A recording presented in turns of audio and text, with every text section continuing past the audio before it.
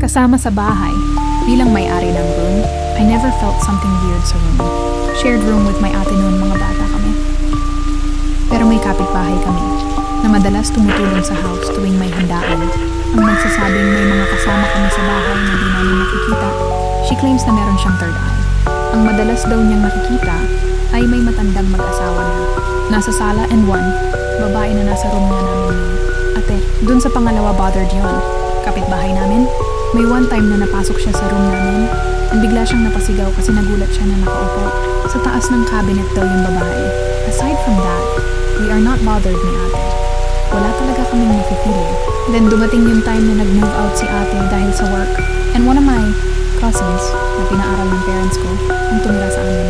Doon na medyo nagka-problem kami sa room since naging ka-share o sa room ang pinsan ko. Balay, we had a bunk bed then.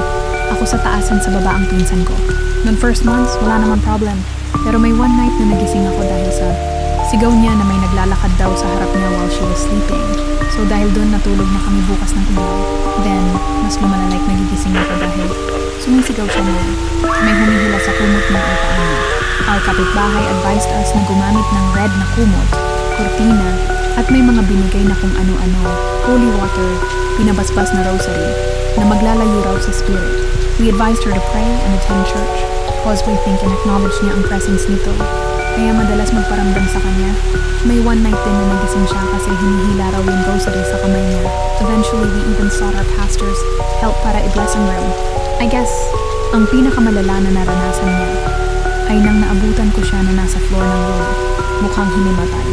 Nang nahimasmasan na siya, she told us na pagpasok niya sa room, naka-face-to-face niya yung babae. According to her, the face was hollow. Wala siyang makwento na itsura ng babae. It was hollow. Talaga. Sa sobrang takot niya, I guess hinimatay siya. Pinag-pray over siya after that. After that, may mga issues din kasi sa madalas niyang pagsama sa BF niya. Umuwi na rin siya sa province. I know di naman gawa-gawa ng pinsan ko ang mga nangyari na.